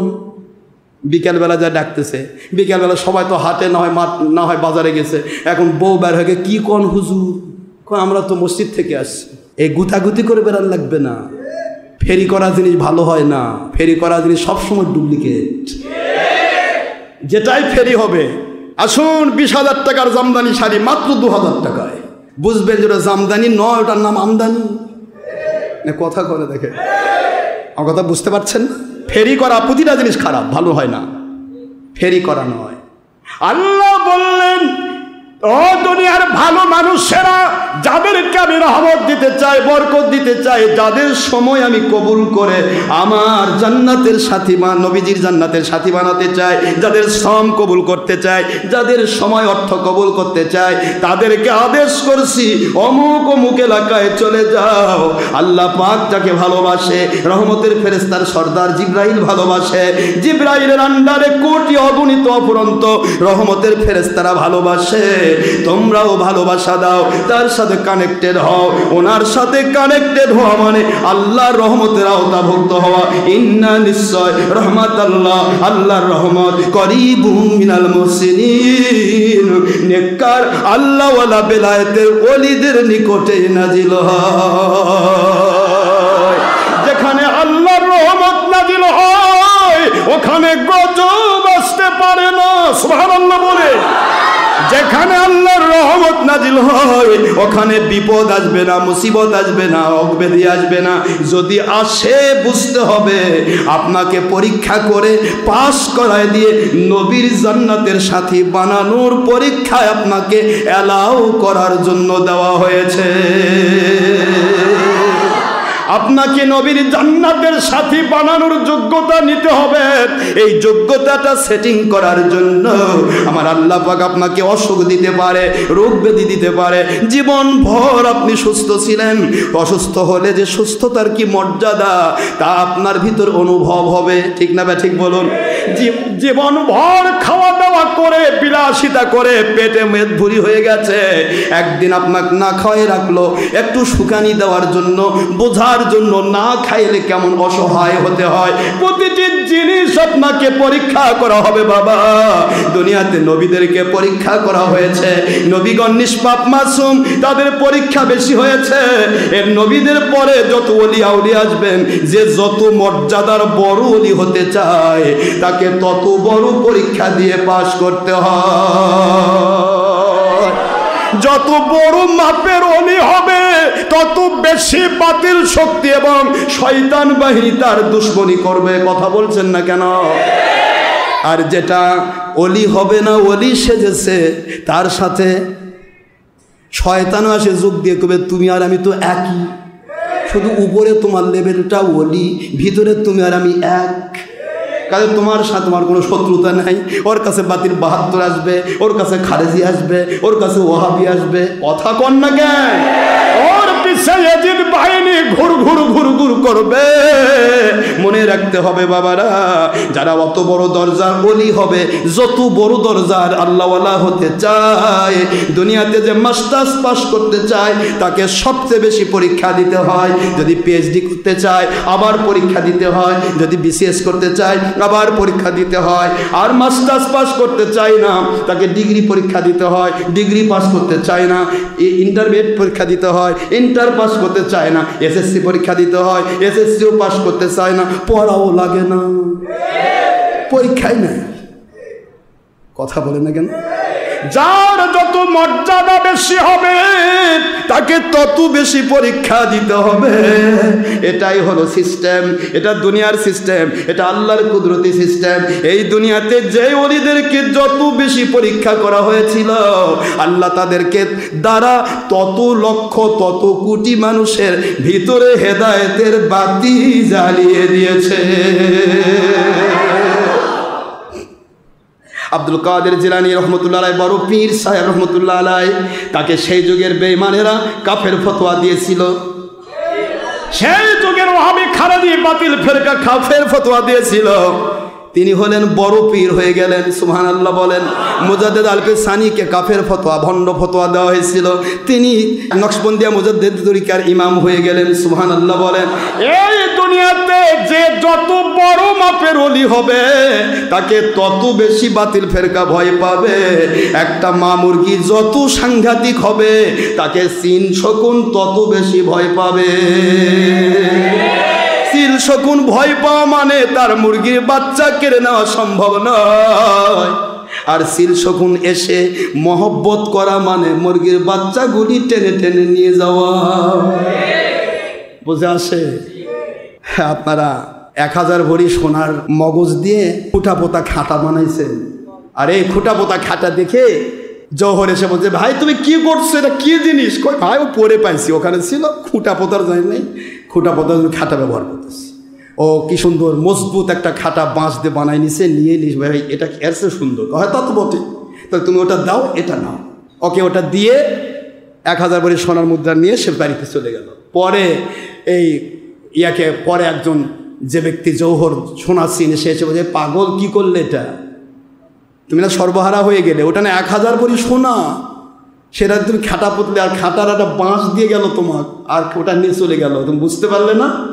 তো কোনো অলিয়া উলিয়ার কাছে যাওয়া আসা করার পরেও যদি বাতিলের সাথে আপনার আদাত থাকে, শুধুমাত্র জাদুটোনা নয়, কুফরি কালামের দিকে নয়, বাতিলের সাথে আদাত থাকে, তাহলে আপনাকে যে কোনো মুহূর্তে এই সোনা হারাতে হবে আর খুঁটা পোতা বাঁশের খাটালে ঘুরতে হবে। এটাই নিয়ম। অর্থাৎ ইমান নিয়ে কবরে যাওয়া সম্ভব হবে না। এই জন্য আপনাকে অনুরোধ করছি, আল্লাহ পাক ঘোষণা যখন দেয় এটা, তখন আমার মালিক খলিক রবের পক্ষ থেকে এলকা হয়ে যায়, যার ভিতরে পুরুষ হোক মহিলা হোক।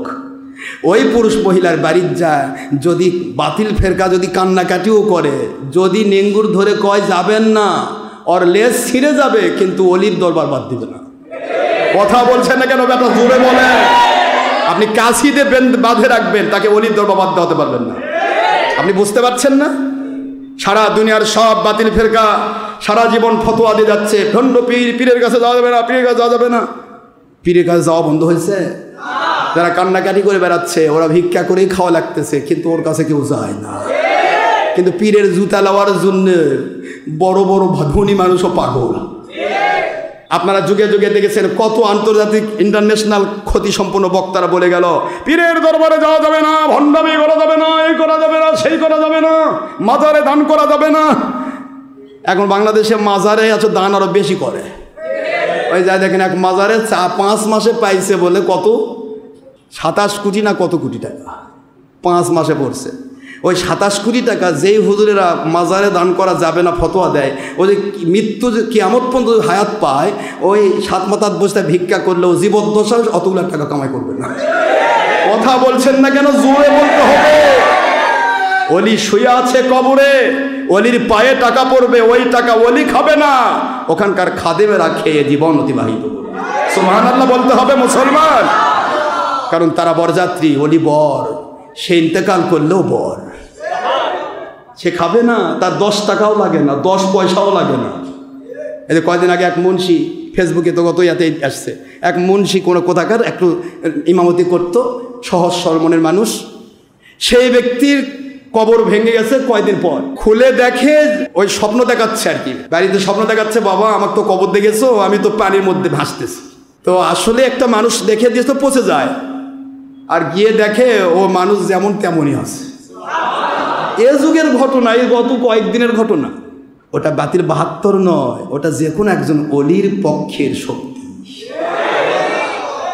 অলিরা পাকা ইট, আর অলির উপর আঘাত করাগুলা হচ্ছে কেবল বালু দিয়ে বানানো খামার দিয়ে রেখে দিয়েছে রোদে শুকানোর জন্য। এই ইট, এই 5 কোটি ইট যদি একটা পাকা ইটে বাড়ি দেয়, 5 কোটি ইটেরই মাজা ভাঙবে, কিন্তু পাকা ইটের কিছুই হবে না। অলি আউলিয়া ঠিক তাই। এদিকে আপনি কিয়ামত পর্যন্ত গুতাবেন, গুতা খেয়ে আপনি ভাঙবেন, কিন্তু অলি ভাঙবে না। সুবহানাল্লাহ বলেন না জোরে। কারণ অলিদের পাওয়ার দেয় কে? আল্লাহ পাক পাওয়ার দেন। মান আদালি ওলিয়ান ফাকাদ আযানতু বিল হারব। যে ব্যক্তি আমার ওলি হবে, ওলিদের দুশমনি যারা করবে, আমি তার বিরুদ্ধে যুদ্ধ করব। তুমি গুতাবার যায়, তুমি গুতা খাবা। এই জন্য বাংলাদেশে টুপি আলাদা বলছি, বাবারা সাবধান। সন্ত্রাসী কিন্তু জুলুম করে পার পায়নি। গোটা বাংলা জানতো সন্ত্রাসী মানে গোটা দেশ, তাদেরই সব, গোটা বাংলায় সব। কিন্তু আমার মালিক যখন খেপে গেলেন, বেশি কিছু লাগেনি, সব ছেড়ে পালাতে হলো। টুপি আলারা সাবধান। অলিয়া উলিয়ারা কোনো কাজ করছে, সেখানে বাধা দিতে যেও না, কপাল পুড়ে যাবে, কপাল পুড়ে যাবে। কেউ অন্যায় করলে অন্যায়ের দুশমনি কর। একটা লোককে মিথ্যা অবাদ দিয়ে মেরে ফেললো, এই মেরে ফেলার বিরুদ্ধে তো সকল মুন্সি টুপি আলায় তো প্রতিবাদ করা দরকার ছিল। এর নামই তো জিহাদ, এটার নামই তো ফরজ জিহাদ। সেখানে এক পক্ষ জিহাদের জন্য তাদের বিপক্ষে, তাদের সেই লোকের অন্যায়ের বিরুদ্ধে রুখে দাঁড়িয়ে প্রশাসনের কাছে দাবি তুলতেছে, আর আপনি টুপি মাথায় দিয়ে গিয়ে সেই অন্যায়, সেটাই অন্যায়ের পক্ষ নিচ্ছেন আর ন্যায়ের বিরুদ্ধে যাচ্ছেন। আপনি কোথায় যাচ্ছেন নিজেকে একটু জিজ্ঞাসা করেন। আলাইসাল্লাহু বিহাকামিল হাকিমিন, মুখস্থ রাখেন আব্বা, সূরা 3-এর লাস্টের আয়াত। তুমি কোথায় অন্যায় করছো, কোথায় জুলুম করছো, তোমার বিচার করার জন্য আমি আল্লাহ রেডি হয়ে আছি। মুখস্থ করে রেখে দিও। আমি বলছি বাংলাদেশের সুন্নতের আলেমরা যে যেখানে থাক না কেন, সুন্নতের আলেমদের ভুল ত্রুটি থাকতে পারে। আমি গুনাহগার, কোনো গুনার পক্ষে নই। গুনাহগার যারা গুনাহ করছে, গুনাহ আলাদা, কিন্তু তাদের আকীদা হলো নবী আমাদের মতো নয়, বড় ভাইয়ের মতো নয়, মাটির মানুষ নয়। মিলাদ আছে, কিয়াম আছে, হাত্তুল বরাত আছে, শবে বরাত আছে, শবে কদর আছে, ঈদে মিলাদুন নবী আছে। নবীজির দুশমনি চলবে না, ওলি আউলিয়ার দুশমনি চলবে না, সাহাবীর দুশমনি চলবে না, এজিদের পক্ষ নেওয়া যাবে না, হুসাইনের বিরুদ্ধে যাওয়া যাবে না। এই আকীদা সম্পন্ন যে কেউ হোক, তার আমল ত্রুটি থাকতে পারে, সে জান্নাতে যাবে। কিন্তু আপনি আমল দিয়ে আসমান জমিন ভরে ফেল দেন, কিন্তু আপনি নবীর দুশমন, আপনার কিছুই নাই আব্বা। ফাঁকা গোলে বলে, ফাঁকা। কবরে গিয়ে দেখবেন কিছুই নাই। কে গেল কই? কত যে তলা নাই। তলা না থাকলে মাছ থাকবে? হ্যাঁ, যেটাই তলা থাকতে হবে। পকেট আছে, পকেটে টাকাও আছে, শুধু তলাটা নেই। টাকা থাকবে? এইটা আমি বারবার বলছি। সুফি মিজানুর রহমান, তিনি আমার একনিষ্ঠ একজন ভক্ত, এবং সুফি আমাদের ফুরফুরা মাসলাকের শ্রেষ্ঠ সম্পদ আমার ফুলতলি দরবার শরীফের হুজুর কিবলা, এই তাদের বিরুদ্ধে মিথ্যা মামলা দিয়ে, যারা মিথ্যা মামলা দিচ্ছ বা দিয়েছ, মনে রেখে দিও তারা তোমাদের কপাল পুড়তেছ। অলিদের গায়ে একটা টাচ লাগাবার তোমার জিন্দেগিকে আল্লাহ ওয়াসুল করে দেবে। আমি বলছি, আমি উত্তরবঙ্গের সকল জেলার সম্মানিত আহলে সুন্নাতুল জামাতের সভাপতি হিসাবে আমি সবাইকে অনুরোধ করছি, টুপি মাথায় দিয়ে উল্টাপাল্টা করেন না, কপাল পুড়ে যাবে। অনুরোধ করছি, অনুরোধ যদি না হয়, অনুরোধ যদি না মানেন, ইনশাল্লাহ আপনারা এজিদের পক্ষে যুদ্ধ করে মরবেন, জাহান্নামে যাবেন। আমরা হোসাইনের পক্ষে যুদ্ধ করে মরে জান্নাতে যেতে পারবো ইনশাল্লাহ। রেডি আছেন ইনশাল্লাহ? বলেন জোরে জোরে ইনশাল্লাহ।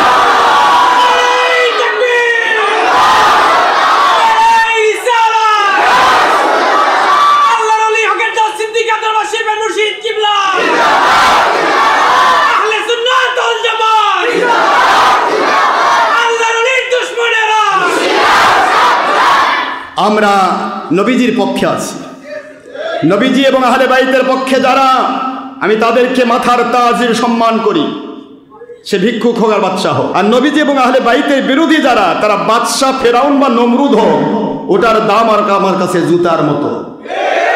কথা বলছেন না কেন? জোরে বলেন। কারণ আল্লাহ পাক নিজে বলেছেন, আমার নবীর যে দুশ্মন সে কাফের, আমার নবীর আহলে বাইতের ওলি আউলিয়ার যে দুশ্মন সে কাফের। কাফেরের সাথে আমার কোনো সম্পর্ক নেই। মনে রাখবেন ভালো করে, খেলা যখন শুরু হয়েছে চলতেই থাকবে ইনশাআল্লাহ। আমার আল্লাহকে খাপান না। আর আমি গুনাহগার যদি ডাক দেই আব্বা, যে কয়েকটা লাখ লোক আমার সাথে একত্রিত হবে, আপনাদের আমার 1 লাখকে কন্ট্রোল করতে আপনাদের এজিদ বাহিনী 1 কোটি লাগবে, তাও কন্ট্রোল করা কঠিন। কারণ আমরা জান দিব জান্নাতে যাব, আপনি জান দিয়ে জাহান্নামে যাবেন। মজাটা কোথায়? আপনি দিতে পারবেন না জান, জান দিতে গিয়েও আপনার ভিতরে খালি ডুগডুগি বাজবে, কোথায় জান দিচ্ছি, আমি না জাহান্নামে যাচ্ছি। কথা বলেন না কেন জোরে? কিন্তু আমরা হাসি মুখে বুক খুলে জান দিব। আমার মালিকের পক্ষ থেকে নবীজি বলেছেন, আমার নবীর পক্ষে যে, ওলি আউলিয়ার পক্ষে যে, সে আমার নবীর পক্ষে, নবীজির জান্নাতের সাথী। সুতরাং বেঈমানি বাদ দেন, আমার আল্লাহর পক্ষে থাকুন, নবীজির পক্ষে থাকুন, কোরআন সুন্নাহ ইজমা কিয়াসের পক্ষে থাকুন, এবং আপনারা সত্যিকার হাকিকতে বায়াতের পক্ষে থাকুন, দাওয়াতের পক্ষে থাকুন। দাওয়াত মানে নিজের কোম্পানির দাওয়াত না, আল্লাহ এবং নবীর দাওয়াত দেন, হকের দাওয়াত দেন।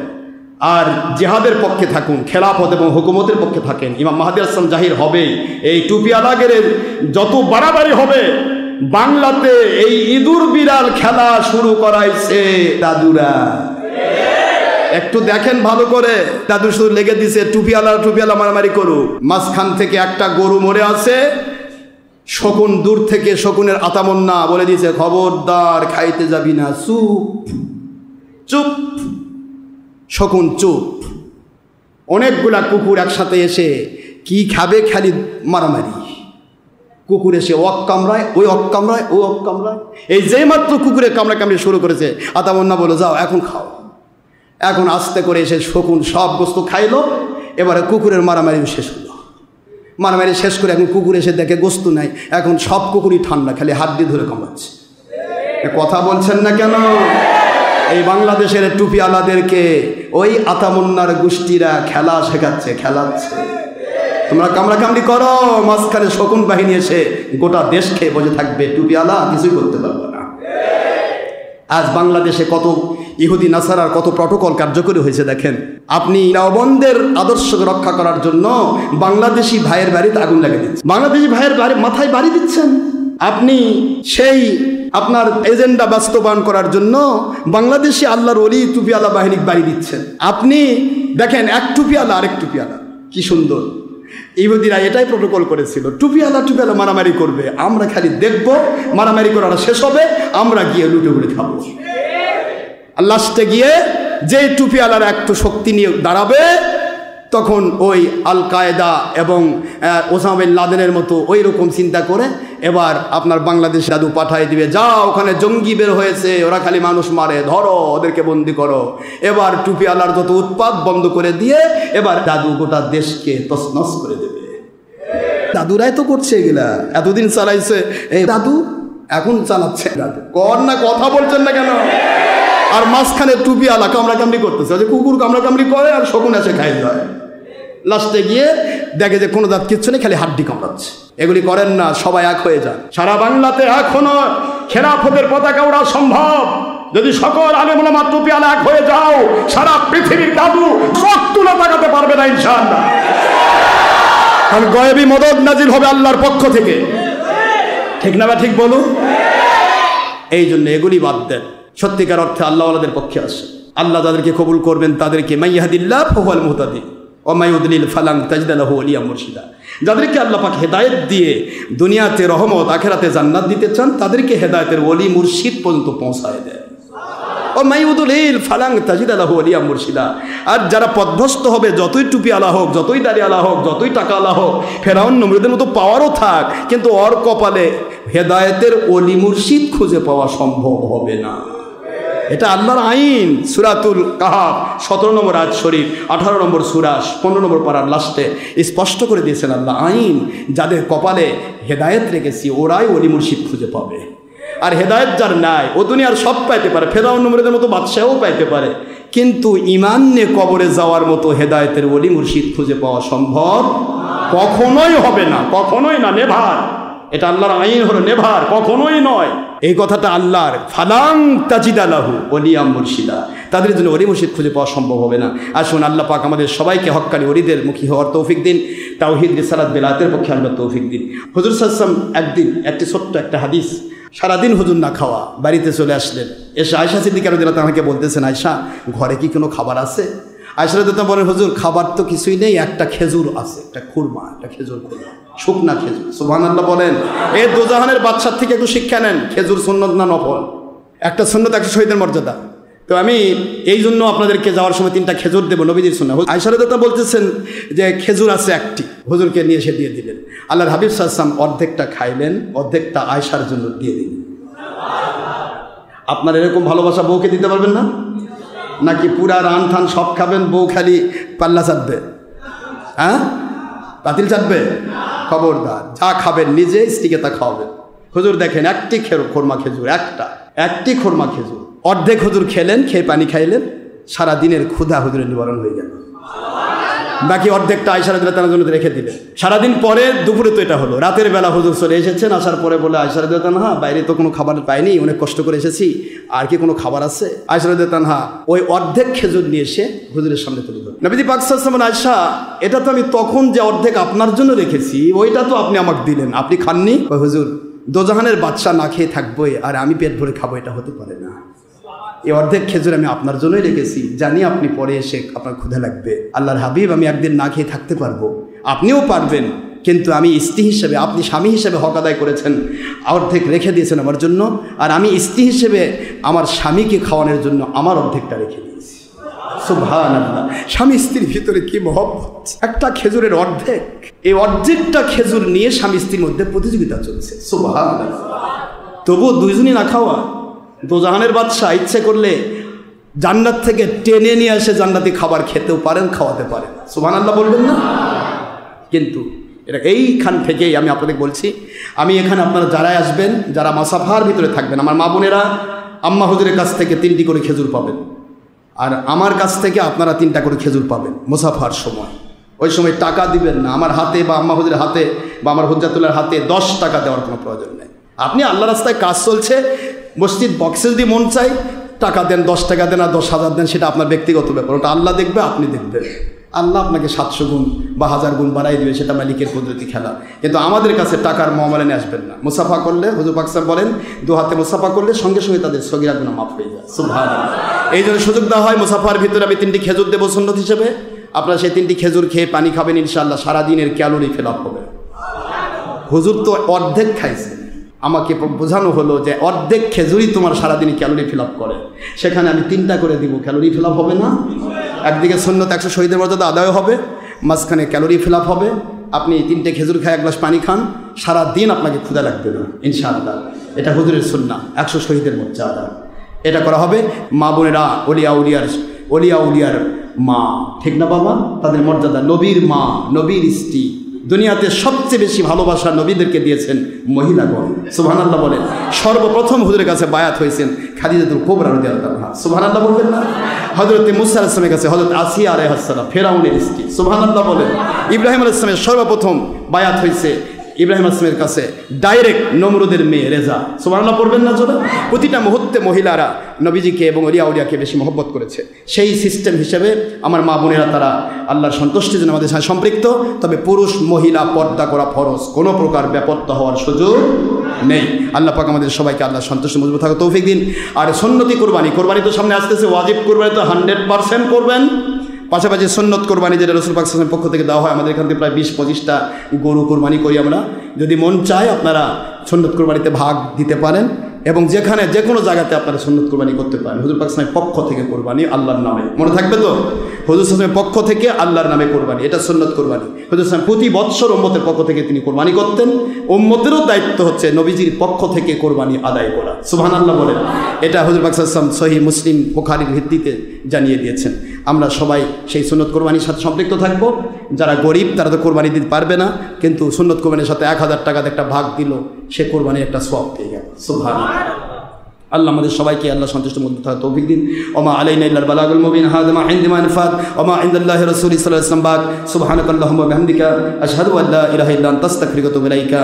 আল্লাহ পাক সবাইকে খেলাফতের পক্ষে, হুকুমতের পক্ষে, সারা জগতের মধ্যে আল্লাহর কোরআন সুন্নাহর খেলাফতের পক্ষে আল্লাহ পাক কবুল করুন। সবাইকে আল্লাহ পাক আল্লাহর সন্তুষ্টির উপর মজবুত থেকে মরবার তৌফিক দিন, আমিন। আসসালামু আলাইকুম ওয়া রাহমাতুল্লাহি ওয়া বারাকাতুহু।